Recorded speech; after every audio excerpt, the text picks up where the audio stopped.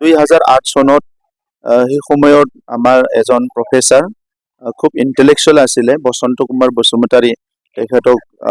গুলিয়াই হত্যা কৰা হৈছিলে আৰু তেখেতে এই কলনীতে থাকে আৰু তেখেতৰ মেমৰিত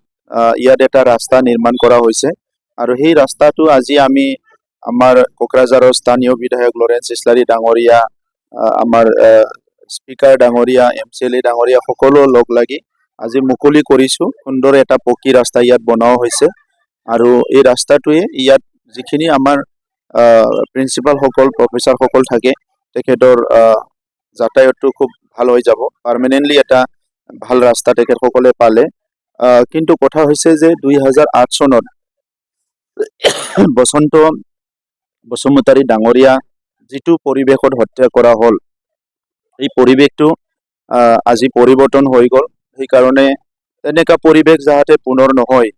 আৰু তেখেতৰ যিটো ইতিহাস তেখেতৰ সমাজৰ প্ৰতি যিটো কন্ট্ৰিবিউশন এইটো সদায় যাতে মনত ৰাখে ইয়াৰ কাৰণে তেখেতৰ নামত এই ৰাস্তাটো বসন্ত কুমাৰ বসুমতাৰী নামাকৰণেৰে আজি নামাকৰণ কৰা হৈছে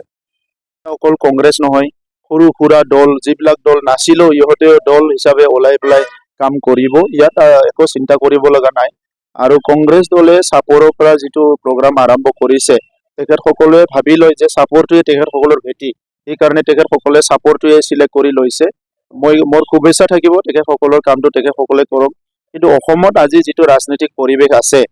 ডক্টৰ হিমন্ত বিশ্ব শৰ্মা ডাঙৰীয়াৰ নেতৃত্বত অসমত যিটো নতুন এটা ৰাজনৈতিক সংস্কৃতি এটা আৰম্ভ হৈছে ৰাইজক সেৱা কৰা ৰাজনীতিক ৰাইজৰ কাৰণে কাম কৰা ৰাজনীতি ৰাইজৰ সমস্যাবিলাক সমাধান কৰা ৰাজনীতি আৰু ৰাজ্যখন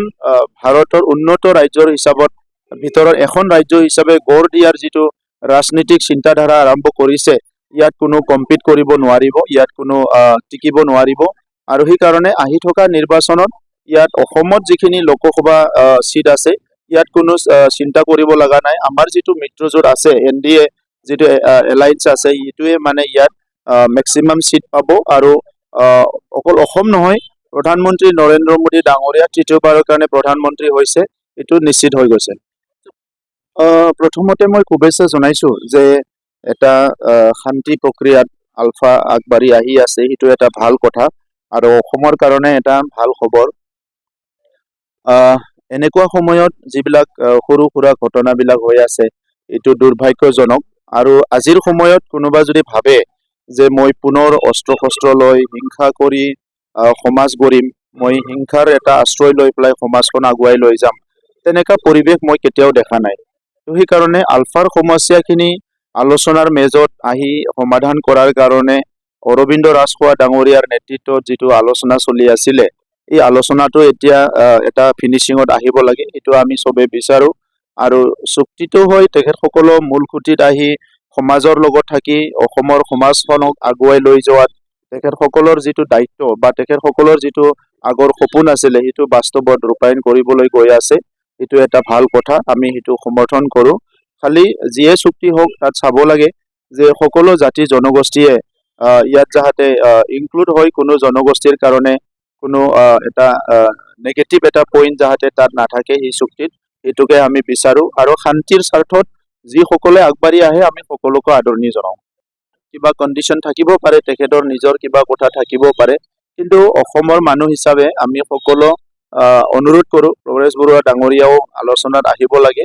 কাৰণ তেখেতে কি ভাবিছে নাজানো কিন্তু আমি যেটো ভাবো সাময়িকভাৱে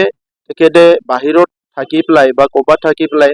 সংগ্ৰাম নামৰ এটা বিষয় এটা হয়তো তেখেতে জীয়াই থকালৈকে জীয়াই ৰাখিব পাৰিব কিন্তু ইয়াৰ ইম্পেক্ট আৰু এফেক্ট খুব বেছি বহুত কিবা এটা হ'ব বুলি মই নাভাবো গতিকে বিশ্বখন ইমান আগুৱাই গ'ল ইয়াত অসমখন যদি আগুৱাই যাব লাগে অসমক ভাল পোৱা অসমীয়াক ভাল পোৱা প্ৰত্যেকজন সন্তানৰ কিবা এটা দায়িত্ব আছে বুলি মই ভাবো আৰু এই দায়িত্বটো হ'ল ৰাজ্যখন শান্তি থাকিলে ৰাজ্যখন প্ৰগতি হ'ব ৰাজ্যখন ভালকে থাকিলে তেতিয়াহে ৰাজ্যখন আগবাঢ়ি যাব এই কাৰণে যি সংগ্ৰাম তেখেতে ইমান দিনে কৰিলে ইয়াৰ প্লাস মাইনাস সকলো হিসাব কৰি আজিৰ সময়ত মই ভাবো যে তেখেতেও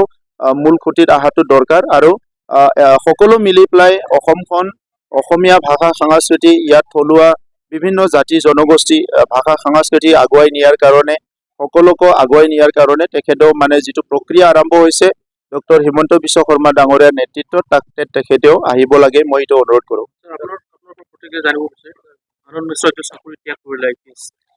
এইটো মোৰ বিষয় নহয়, মই এতিয়াহে দেখিবলৈ পাইছো। চ' এইটো তেখেতৰ মানে ব্যক্তিগত কথা, ইয়াত মই একো ক'ব নিবিচাৰো।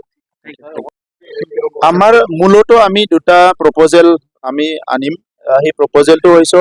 এটা শিশুক লৈ পেলাই আমাৰ যিটো চাইল্ড লেবাৰ, চাইল্ড এবিউজ এইবিলাক হৈ থাকে, চাইল্ড বিলাকক ৰাইট টু প্ৰটেক্ট কৰিব লাগে। বিভিন্ন সময়ত ড্ৰাগছৰ পৰা লৈ পেলাই বিভিন্ন সমস্যাবিলাক আহে, সেইটো এটা আমাৰ ডাঙৰ প্ৰপ'জেল আছে। আৰু এটা আছে ব্ৰডলেণ্ড গ্ৰীণ মিছন, যিটো নেকি আজি গ্ল'বেল ৱাৰ্মিঙৰ কাৰণে দেখিবলৈ পাইছে যে ডিচেম্বৰ মাহতো বহুত বেছি ঠাণ্ডা নাই, তো আপোনালোকেতো বহুতে জেকেটে পিন্ধা নাই। চ' আজি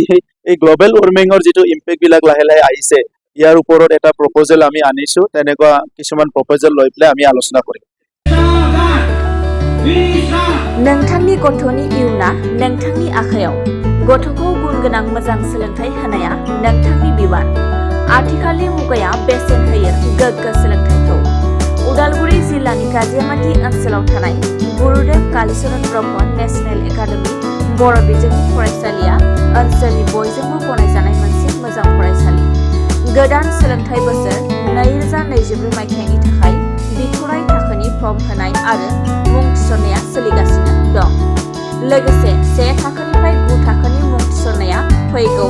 2024 मायथाइनि जानुवारि दाननि 5 खालारनिफ्राय जागोन। गोसो गुदुं बिमा बिफा एबा दिथागिरि बिथांमोना 6002867678 आरो 6002401424 मबाइल नाम्बार